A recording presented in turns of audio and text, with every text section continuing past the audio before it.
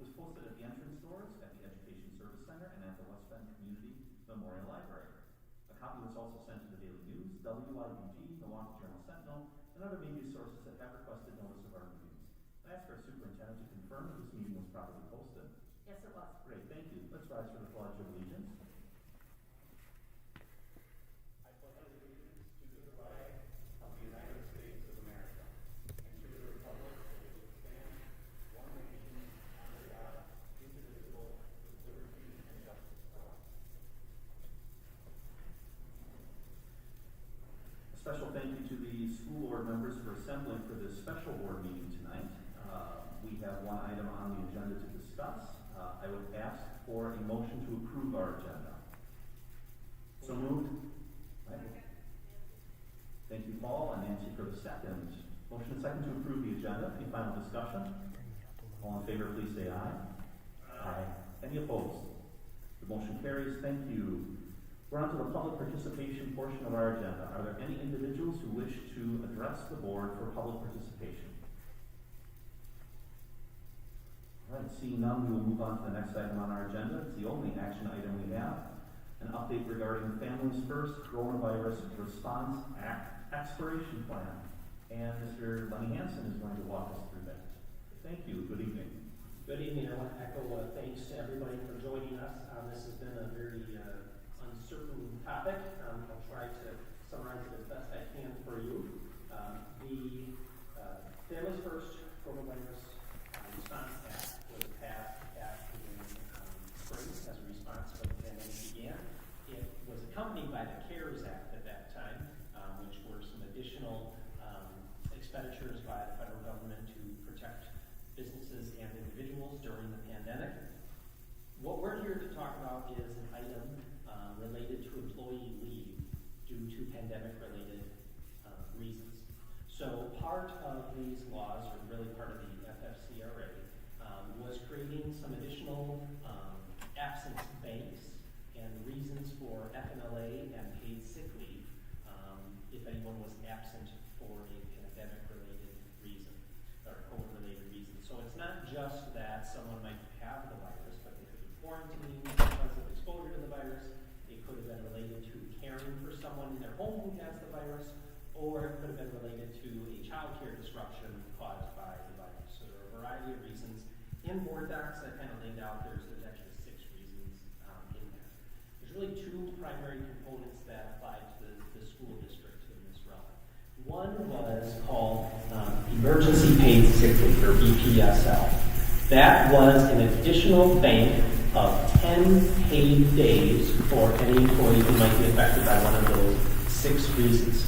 This was really revolutionary in terms of paid leave, because in the past, the government never mandated the expenditure of funds by a business or school district or government entity for leave. The government has provided job protection through FMLA laws, but never the actual requirement that you pay for it. Now, we, like thousands of businesses and districts, have paid leave options for employees that they're able to take advantage of, but that's really separate from FMLA protection. So this additional emergency paid sick leave was really revolutionary. And what it did is created a safety net of about 2 weeks if someone was going to be missing work, that they wouldn't have an interruption in their compensation during that time. The second element referred to as extended FMLA. What eFMLA did was create an additional FMLA reason as well as pay. So this was specific to child care disruptions, child care or school disruption that caused you to miss work. And what it allowed is for you to receive an additional 10 weeks on top of those first 2, an additional 10 weeks of pay at 2/3 your normal pay. If your child, say your child's child care center closed because of exposure to virus or whatnot, or your child's school closed because of excessive virus exposure on site, that's a separate item. Those 2 items were part of the FFCRA, which was due to expire, or is due to expire, this December 31st. When the law was first put in place, it said, well, we'll see where we are December 31st, and the federal government planned on then addressing what to do after that if the pandemic was still taking place. As we all know, the pandemic is still taking place in full force in our community and around the world. But the FFCRA is still set to expire. We have been watching very closely for a number of weeks as the federal government and Congress and the presidency has been debating an extension of different elements of the CARES Act and the FFCRA.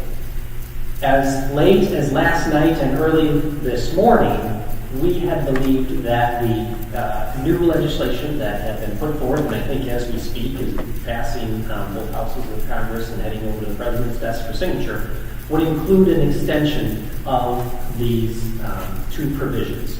We have been advised by professional organizations and statewide advocacy groups that for weeks and weeks that this is going to be extended. And then a couple of weeks ago, when it appeared that talks were falling through with Congress, all of a sudden it was, oh my goodness, it's going to fall through. You're talking about thousands of businesses that affected roughly half of American employees in this country. We're going to have to come up with their own custom practices around this. Well, we were excited when they said we were now making progress late last week on a bill and thought this would resolve it.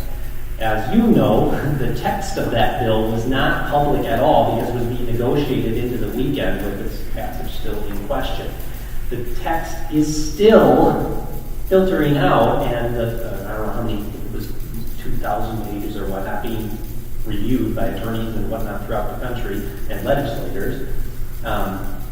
What we're being advised is that it does not appear to provide an extension of these pieces. That though these extensions of these employee leave options did not make it into the bill, which was expected to happen if we did get a bill. So this was surprising to us to learn this morning as we conversed with statewide organizations as well as our own attorney who was advising numerous districts on this. Therefore, we all know that the pandemic is not suddenly going to disappear on December 31st, and we are going to continue to experience employee absences, employee quarantines, and whatnot on January 1st and beyond. And we need to determine what the best practices moving forward for both the protection of employees as well as the fiscal responsibly way to manage our funds as a school district. So I'm really bringing forth two different proposals around that at this time. The first revolves around that emergency paid sick leave, which again provides that 2 weeks or 10 paid days of time that an employee can utilize if they're impacted by the virus. That bank of days has impacted different employee groups in different ways. And that has been largely dependent on if you're in a position in our district that allows you to work from home or not. We have some positions in our district that working from home is very realistic, very doable, and very effective. We have other positions just not possible. So to put that in perspective, our teaching staff, our certified staff, have largely been able to work from home, and it's worked, I would say, better than most people would imagine, where we put someone else in the classroom, an aide or something, someone like that, who is supervising the order of the classroom, and then we have the teacher projected onto either a screen or on each individual Chromebook, providing instruction from home, which is, the actual classroom teacher for that class providing instruction is obviously superior to bringing in a substitute who's unfamiliar with the students and whatnot. So it's actually worked out very well, and I'm very pleased with that, considering the situation. Well, that's meant that very few of our teaching staff, our certified staff members, have had to use up their emergency paid sick leave. A great deal of them, roughly 40%, have used at least some of the time, but only about less than 1% have utilized that entire 10-day bank. So of our certified staff, almost everyone still has some days remaining in that day. Support staff is another story. These are employees such as school nutrition, custodial, aides, as well as some clerical positions. Some of those positions can work from home, but not many. And roughly around 15%, maybe slightly under, have been able to work from home. The remainder have not been able to and had to dip into that bank of days. And that has caused a great discrepancy in what percentage of people have used their time. We have already 10% of the support staff have used their entire EPSL bank, and they are out, okay? It's going to continue to happen. Our support staff is going to continue to be heavily impacted by this. As you well know, many of those individuals, especially aides, food service, and custodial employees are some of our lowest paid employees, certainly have less financial stability in their life than maybe some of our other employee groups. Many of them are not full-time as well. So an interruption to their, to their paycheck is obviously even more impactful. It'd be impactful for anyone, obviously, but even more impactful. Therefore, we are recommending that for the remainder of this school year, we continue to offer the 10-day EPSL bank for all employees. While, as I explained, you have certain employee groups more impacted than others, it's really legally questionable and not best practice to pick certain groups that keep it and certain that don't. It's best to have a standard practice across your system. And therefore, we are recommending that we continue that. We know these employees are going to continue to be impacted by this. And we also know that some of those employees who work less than 20 hours in our district don't have paid illness time. So whereas many of our more full-time staff can fall back on paid illness time if they were to use up their 10 days, some of these most financially vulnerable employees don't have that option because our district does not have paid illness time for people with less than 20 hours, which again is a lot of these employees in these support staff groups. So that's the first piece of our recommendation. The second piece is around that extended FMLA. This is the component that allowed 2/3 pay for up to 10 additional weeks if you have a child care specific disruption. This has not been used extensively at all. Less than 1%. What was it? It was less than 1% have had to use this child care 2/3 pay extended FMLA option. It hasn't been something that's had to be used a lot. The 10-day EPSL bank has sufficed, and that's been obviously a positive. It means fewer people missing work for us. We do feel it's very important to maintain the job protection piece of extended FMLA so that if someone does have to miss work because of their child care or school being closed, that they have security that their position will be held. But we're recommending that we not extend that 2/3 pay component of it. We don't feel it's necessary. We also feel that that is what we're seeing other school districts in the area also go with. Basically, really focusing on that 10-day bank, which targets all of those reasons, and this child care piece just ensuring that the job protection is there. Obviously, there's a lot more uncertainty when someone has to use that child care reason. I mean, you can miss up to 12 weeks altogether. There's a lot of uncertainty there. Employees are being proactive and saying, okay, if I end up in a situation like that, what's my backup plan? This 10-week piece, again, was passed back in, March, April. At that time, there was so much unknown around the virus. People didn't know, was my job going to be closed for a year, for 6 months? Now that they've seen that these interruptions are very brief, it hasn't ended up being as much of a needed financial protection. So I put a lot of information there, lots of detail. So I want to answer questions about that, help you understand kind of how we came to our conclusion. We did some financial analysis, quite a bit of financial analysis around this. The reality is, because a lot of our employees do have sick time, the expenditure to a large degree on paying employees while they're not at work for a COVID-related reason, the expenditure is going to take place either way. The matter is, are they going to be using their illness time or other leave options, or are they going to be using their EPSL bank? But those individuals who are most vulnerable are our part-time staff or support staff who maybe don't have as large of a bank of those days because they don't have that tenure. And like I said, many of them have no illness bank. So a large part of this is about protecting some of those most vulnerable staff. And Mr. Sarno's here as well. I mean, we can talk about other financial elements in that as well. Yep, if I may. I think the important thing is that we have made a commitment to our community to keep our doors open, and we've done that successfully. And it's because we are not coming in when we're ill, we're not creating transmission within the schools. We have done amazing work. We want to make sure that we have the same protections in place to keep our doors open in the second semester that we do in the first. And having this time built in is something that was part of how successful we have been. So I think that that's really critical.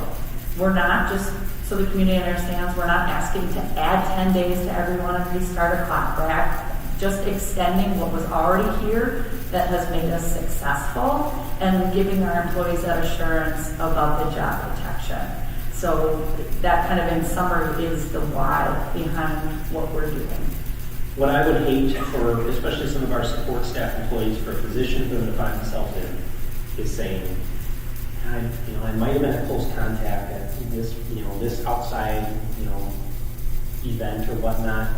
Do I have to pick between receiving no compensation or showing up to work? I might have been a close contact. Now, our employees have been phenomenal at abiding by the rules and abiding by all of our practices. I don't want to create any situation where people who are financially challenged during this very difficult economic time to make some of those decisions that are going to be based in not always best health practice. And again, our employees have done a great job, but I don't want to put some of these employees, especially part-time people, some of the people lower on our wage scale in that very difficult position. And two, I think the other piece, community perspective-wise to understand is that we have received federal dollars and assistance to do what we're doing. And we're able to offset different costs in those pieces as well to support keeping our kids in school. There is some information in board docs for you that the CARES Act, which was a lot more financial handouts to private sector, public sector, whatnot, as part of the response by the federal government. The district received over $400,000 as part of that CARES Act, which can be used for a variety of pandemic-related options. If you wanted to know more information about that, Mr. Sarno was able to speak to that. But the cost of all the expenditures we've had on any paid leave because of the virus is far less than the amount that we received in the CARES Act. Here. That's not a Yes, now. As a part of the CARES Act, $498,000 that the district was awarded this spring as a part of the first stimulus package. The district is able to capture, because some of that money does go to the private schools that we allocate out, does flow through the district. There's $430,000 that is available. We built these expenses, much like hand sanitizers, the virtual platforms, some of these other expenditures that we anticipated. We did build that into this year's budget in anticipation that we'd be incurring some of these expenses. So where I think we probably could have doubled or tripled that expenditure, we're doing what we need to do. We're making sure that we're being fiscally responsible, but yet at the same time there are monies available to this anticipated expenditure through the proposal's term, which is the fiscal year. Any questions on that at all? Thank you. So I'm happy to answer any questions about this. I know it's kind of a complex, multifaceted issue. Questions? Just to restate a comment the superintendent made, the EPSL component is simply an extension of, we're not resetting the clock, we don't get another 10 days, it's just extending what at the moment expires on December 31st. Correct. We're not resetting the bank or anything like that. If you haven't used it yet, your days continue. If you've used part of it, your bank continues, but we're not refilling those banks. Other questions? Just a comment, another great day in the West Bend School District because we're open. And really want to commend the staff, the teachers, the administrator, the superintendent for keeping us open. And it seems like a common sense principle why wouldn't we continue the practices that kept us open. So thank you for sharing the information, and I'm in favor of it. Thank you. Yeah, I'd like to piggyback on Kurt's comment for a moment that I've had numerous conversations in the community, and people say, oh man, I can't imagine the stress that the board is under dealing with all of this. And quite honestly, I personally don't feel it. I'm very thankful for Superintendent Wimmer, our administration, our teachers, our support staff. and our families in the community for doing the right thing, for making the right call, for having the vision to lead us through. We look at some districts in the area and see what's happening up in Oshkosh right now, and I'm thankful that West Bend is off the front page. We're doing great things, and knock on wood, I pray that we continue to not have to close buildings. Our job as a board is to set policy like this, and then let you all do your job. So I take pride in enabling you all to do what you do, and like Kurt, I will support this. Just to reiterate, if the law changes, let's say in January, or changes in February, I think you had mentioned this before, but the proposal is, of course, the law would supersede what we do here, but in absence of any other extension, what we are deciding here today would be policy. This would be policy through the end of the fiscal year, June 30th, unless the government takes action. I would say the odds are better than 50% that, that there will be government action on this. I think right now we're in a very unusual lame duck session of Congress and things like that. And once, new Congress is seated and things like that, I think we may see them taking up this again. And there's been a lot of hinting at that as well, so. Well, what I appreciate is administration kind of taking the bull by the horns here, because we could have sat by and waited to see what happens, which may happen, may not happen, might happen in January, might happen in February. But I appreciate this because this communicates to our employees what our policy is going to be and makes it clear, especially in advance of January 1 when this would expire. So thank you for that. Any other questions?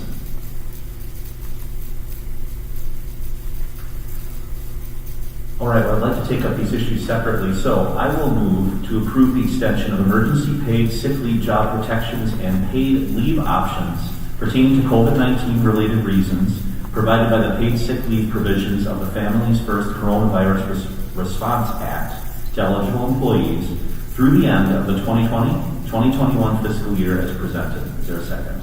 Second. Great, we'll give that one to Joel. Joel? Yes. Motion and second. Any final discussion? All in favor, please say aye. Aye. Any opposed? Thank you, the motion carries. I will also move to approve the extension of job protections, but not the 2/3 paid leave offering provided by the paid expanded FMLA provision of the Families First Coronavirus Response Act to eligible employees through the end of the 2020-2021 fiscal year as presented. Second. Thank you, Tanya. Second on the motion. Any final discussion? All in favor, please say aye. Aye. Any opposed? Thank you. The motion carries. Thank you. Thanks. Appreciate presenting this topic to us. We have reached the end of our planned agenda. Are there any other items to come before this board? Hearing none, I would move to adjourn. Second. Oh, I'm voting on we'll give that one to Joel also. All right. Motion and second to adjourn. Any final discussion? All in favor, please say aye. Aye. Any opposed? The motion carries and we stand adjourned. Thank you again, everyone, for coming to the special